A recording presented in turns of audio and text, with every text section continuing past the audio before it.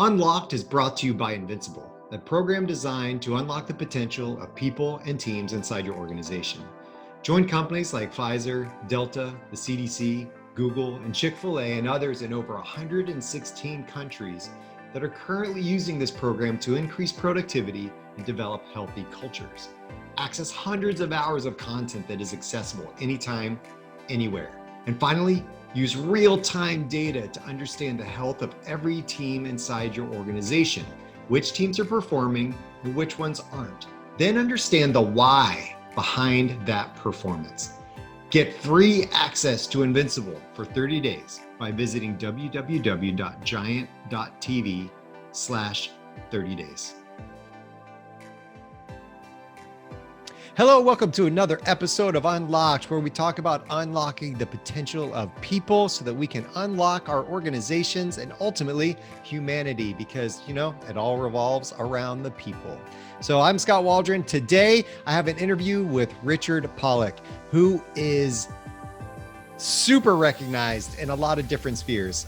Been recognized in over 90 countries for developing wellness and HR programs. He has spoken at various organizations. He's coming out with a new book. He has formed 2 companies, sold those companies. He has created conferences. It's more of a global type conference. He is doing all types of things. He's a playwright. He's written 7 plays. He lives currently in LA. His wife is a concert pianist who started playing the piano in the background before our interview. So that's awesome. Too bad I couldn't hear anything, but that was so he's got a lot of things going on. His new book, Work Smart Now, talks about the premise of, working smarter, not harder, which we've heard before. But the way he does it comes from a very, very specific perspective, the CEO's perspective. This book is for them, and it is all about what's the ROI on working smart versus working hard all the time. So we talk about different aspects of that, mental health. We talk about just productivity in general and what that means in a global remote economy. All these different aspects are what we're going to get into in this interview. So I'm super excited. Let's get started. Here we go, Richard.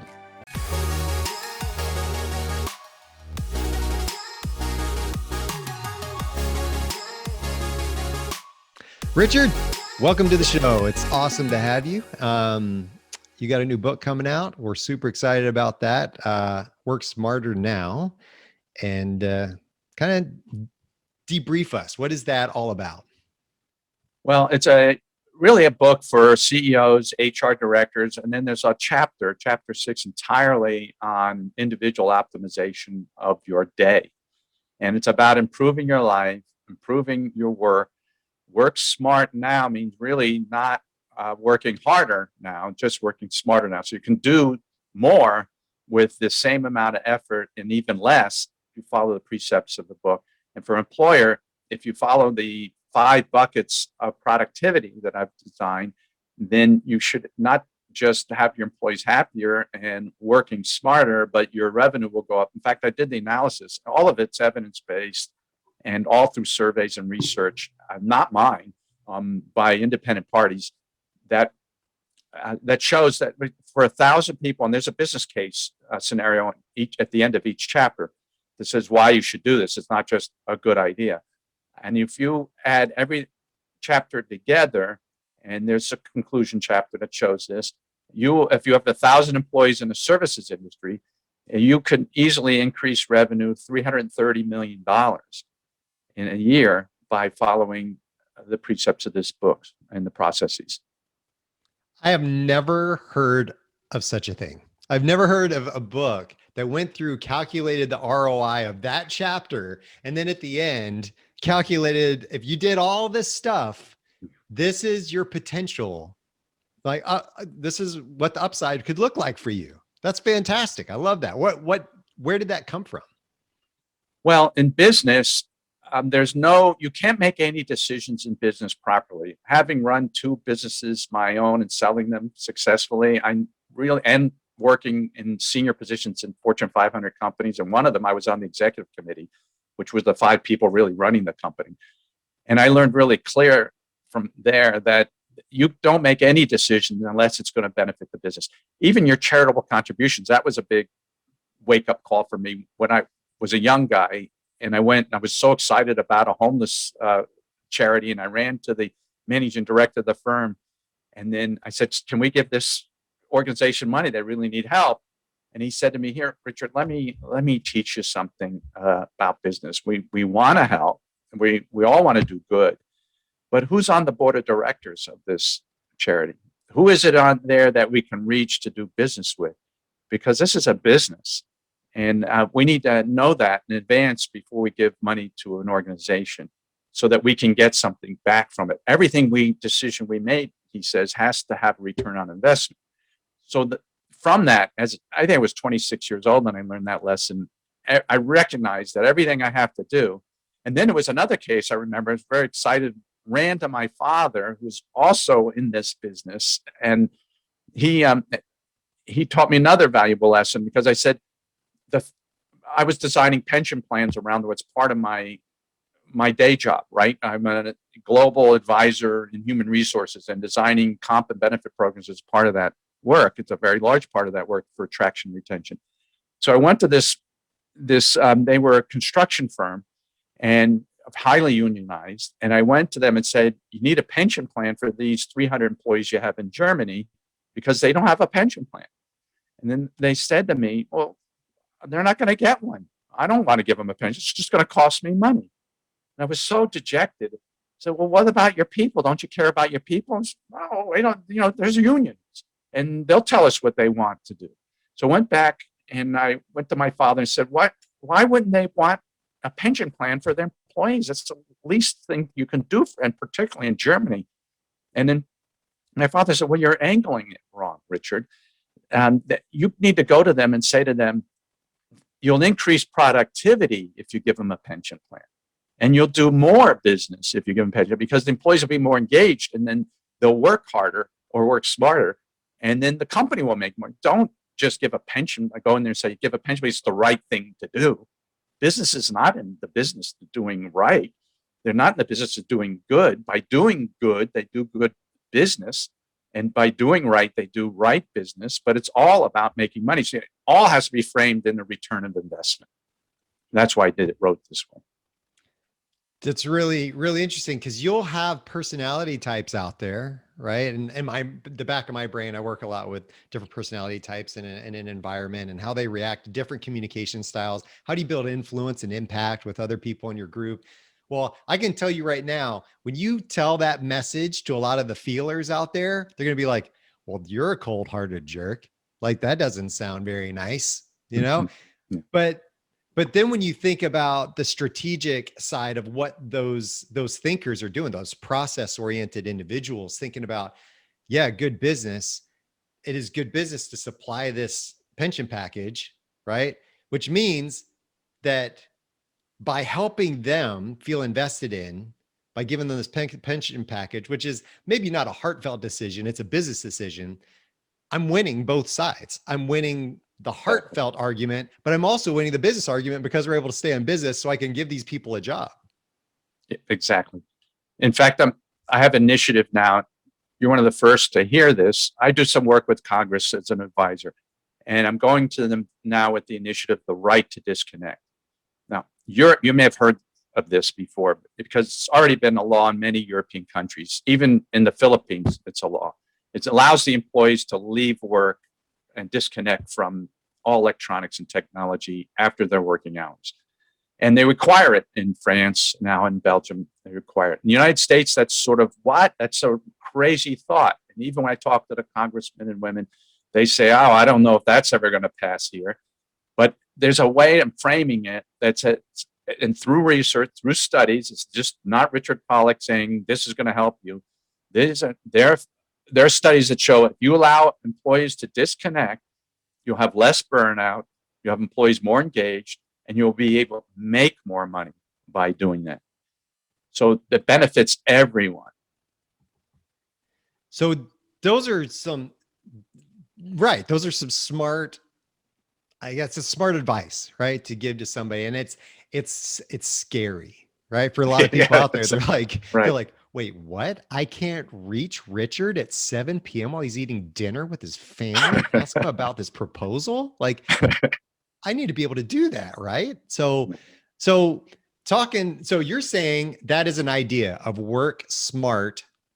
You don't always have to work a billion hours per week to be productive. It's about working No, it's smart. not just, by the way, right in the first chapter of the book, it talks about the point of diminishing marginal returns, which is an economic concept. Same applies to work. And there's a graph there, and it's not mine again. It's a graph that shows if you work beyond a certain point, you're actually working less, becoming less productive, and it becomes counterintuitive, and it hurts the organization. So very, very specific, very clear. And once again, not my thoughts. This is all documented. Tons of research in the book. Just claim him, Richard. Just claim him, man. Just, this is all Richard. He's so smart. Well, Rich, the smart part is that I was able to put all this together in a book. There you go. That is smart. To claim it, Richard. Okay, so what are some other tools that we can help with productivity? Instead of just working so hard all the time, what are some other tips? Do you put some of those in the book, or just practice in general? Well, yes, but I'm hesitant to do so because then I become one of these quick fix guys, and it's there, and there you know it already. Oh, I shouldn't be looking at my phone every 6 minutes because that's what the studies show. Okay, I'm going to put it down, but then 6 minutes later you're putting it up again. Or I should get enough sleep. I should take my nap during the day. I should have breakfast. All these are tips, and they all help. They're all helpful, but really, it's like habits we've come to ingrain in ourselves are really hard to extract, and it takes a lot more than a quick fix or CBT to do so. It's a cognitive behavioral therapy. It's really hard to change who you are. In fact, the greatest psychologists or psychoanalysts in the world will probably say, even with the best work you do on yourself, you might be able to change yourself 10% through a lifetime of work. Right? So accept who you are, and look at things from a different perspective. Productivity does not begin at work. That's my biggest tip. All right. It begins before you get there. All the work you do on yourself, whether it's at home or whether it's at work before you get to work, it's all internal. And the mental health aspect of your life is key to everything you do. If you really recognize that most of the external forces that come towards you, they're all there certainly to help you. Every one of them is there to help you. Your spouse, your children, your coworkers, the guy that cuts you off in the street that probably saved you from an accident 2 blocks from there. Everything's there for your own benefit. That's the first place to come from. Look at yourself and look at the issues you have. Change what you can do yourself with the support of others, by the way, because it's almost impossible. You wouldn't give yourself heart surgery. You'd get a cardiologist to do that, or a heart surgeon to do that. So you work on yourself with the support. And there's a chain that does come from an employer to do so. A whole process. Should I go into some of that, Scott? Give us a glimpse of that, because I like where you're going with this thought. I'd love to hear how it's implemented, or the process behind it. Here's the process of mental health. Okay. Number one, when we have an issue, our first line of defense is, I'm going to talk to my spouse. I'm going to talk to my friend. I'm going to talk to my coworkers. I'm going to talk to Skot, right? What should I do with this issue that I have? And then you can get help that way. And then sometimes that's all you need. For most of us, we need a little bit more help, or we certainly do. Every one of us at some point needs more help in our lives. So the employer helps the employee. At this point, almost all employers have, large employers, I shouldn't say all, but large employers have what's called an EAP, an Employee Assistance Program. And they provide you with an opportunity to talk to a professional in the field of support, a counselor, a psychologist, for 3 free visits typically. Then if that sometimes solves that issue, and then you can move on and you can go forward. But often it doesn't, and you got to go a little bit deeper. So then now the employers have all these digital technology tools, and you get them on your phone. You have this Calm app, and you got apps there's some even that have these bots that you ask it a question. That the bot will even wake you up in the morning and say, "How are you feeling today?" There's fantastic bots that are up there. And then you say, "Well, I'm not feeling that good." "Why aren't you feeling good?" "Well, I kind of feel sad." And the bot will say, "Why are you feeling sad?" And start the process of you working out. This is CBT, working out these issues to help yourself through yourself. And through that technology the employer's provided you helps the employer get you a little bit closer, maybe helps you with that too. Now, that's another step, but that's the same step that therapy, CBT therapy, goes into these firms that employers have hired to actually give you 18 sessions, 20 sessions through cognitive behavioral therapy, which is evidence-based and which is helpful. Now, that's good. Remember, we've got your friends. Now we go to CBT. Now you go to another level if you need more support. And that is usually some form of longer term therapy with a qualified psychologist. And you go every week. Sometimes you might go twice a week because you've got some burning childhood loss that's beyond your cognitive thought. And the cognitive behavioral can't help you with that because it's not cognitive anymore. It's deeper. And the therapist can help. And then finally, the deepest, highest level you can go to get support for yourself is psychoanalysis, which is deep, deep work on your mind and to dig into what's been holding you back your whole life and then making real structural changes that affect your entire character. That's all done before you get to work. You do all of that, work's going to be easy and it's going to be fun and you're going to be super productive for your employer. You're going to get promotions. You're going to have all the money you need for the rest of your life. So that's the answer to having all the money I need. That's it. That's it. That sounds like a lot to me. I sit there and go, that sounds like a lot. Like, which part sounds like a lot? What do you mean? What sounds like a lot? Well, I'm not going to go do all that probably, right? I may do pieces of that, but the general 90% of the people out there are not going to go through that entire process. Right. So sure. How does that play into your philosophy of still working smart instead of the hard? Like how does that whole thing come together? All right, great. Thanks for the question. And it is hard. And it's actually less than 1% of the people go the full distance of that whole process. So what employees can do, it starts too with the employer, because I want to address that. The employer has to be in a position where they want to increase their revenue, and they all do, through a process which I call compassionate productivity.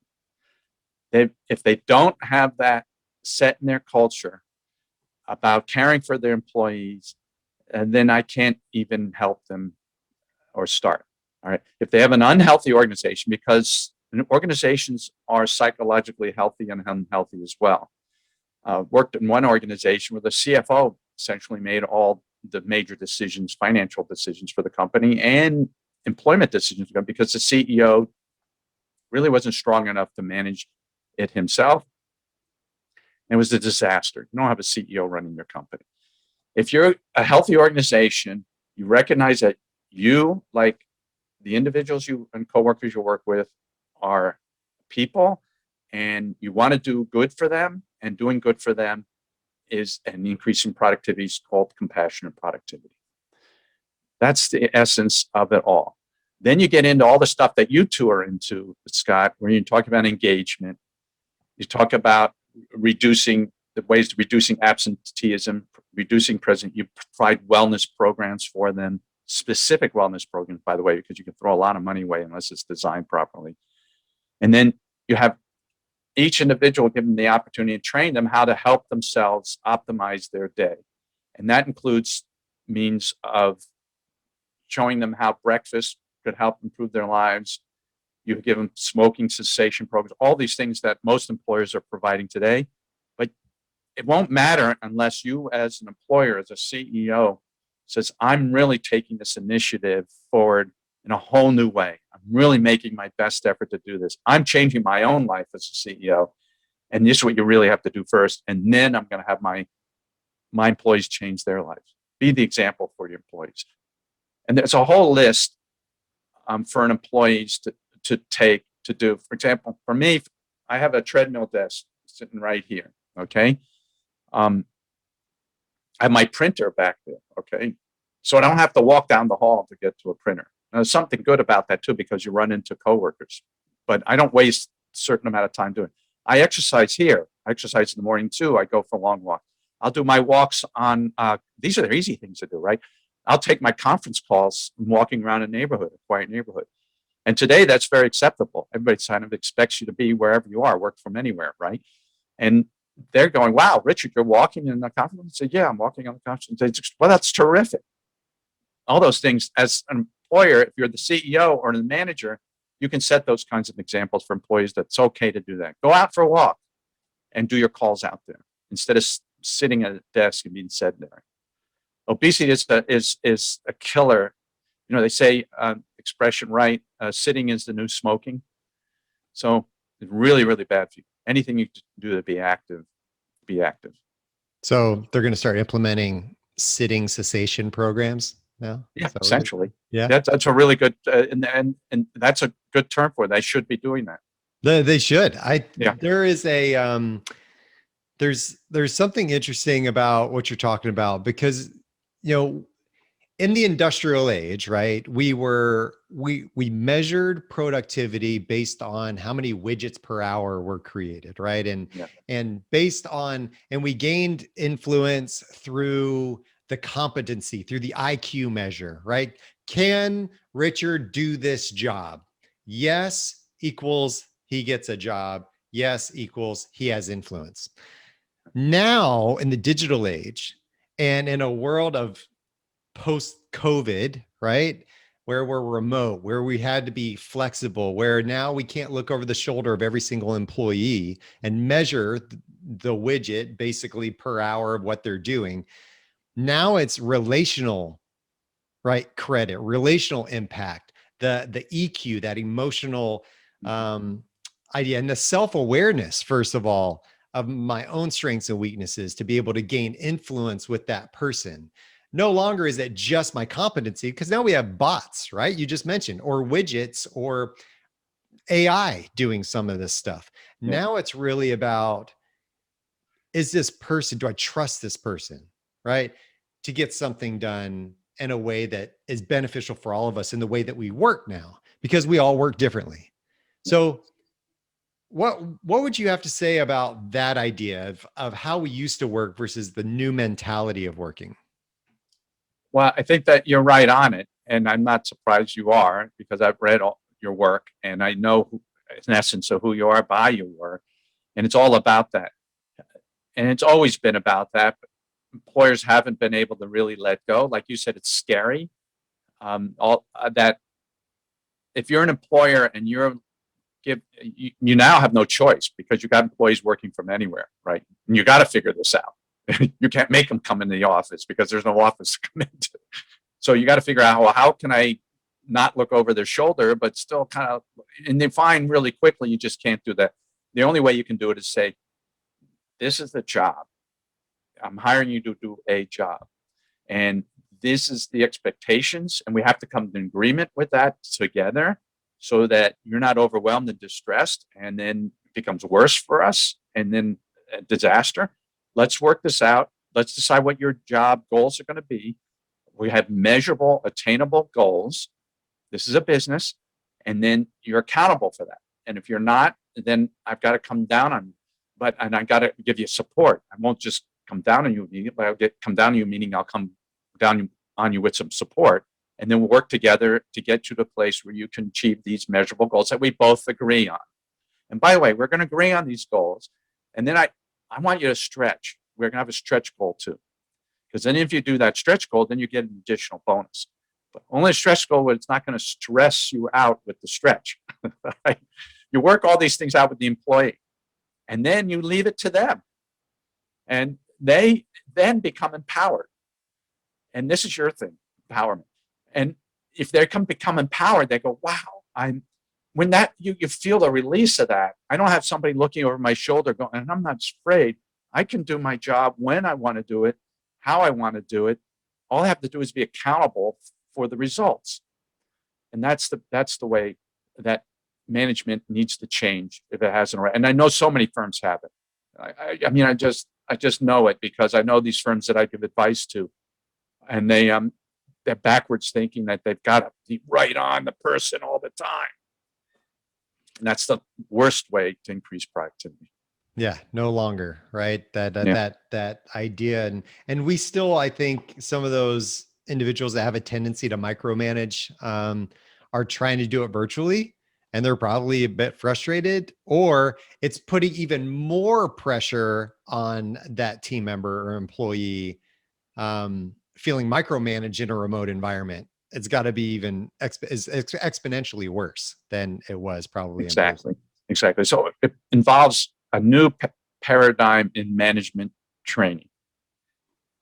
And management training can only go so far because you can't change who you are, as we talked about earlier. You've got to really get in front of the ball and hire the right kind of managers first, and have the least amount of training you need to do, because a manager is as much born as it is made. And I think the leaders are the same way. You can make a good leader better, but it's hard to make a leader who's out of somebody who's not a leader, who's an administrator, basically a paper pusher. So Work Smart Now, it's coming out, getting ready. April 20th. April 20th. Okay. Anthony, you can pre-order it now, but on Amazon, but it's coming out officially. You can get the hard copy on April 20th. Okay. And so it will be available on Amazon. Anywhere else people can buy it? Well, they'll be all throughout bookstores when bookstores are open. But right now it's only on Amazon. Okay. I know I tried to go to Barnes and Noble the other day. And I was like, can I go in here? I mean, granted, Barnes and Noble is still as empty as it was before. Yeah, right. But we still like to go there and get free cookies with our receipts. But but that's fantastic. I'm looking forward to your success and seeing what comes out of that. Again, I love your idea, the ROI, and putting that in there. That is very smart business. That just shows your I guess perspective and intentionality about making this a business book. You're in the mind of the CEO, knowing what needs to happen. And so that just shows that. So well done. Thank you. So good luck on everything. And I hope to follow you and see you soon. Thank you. Thanks, Scott. Me too. Appreciate the time.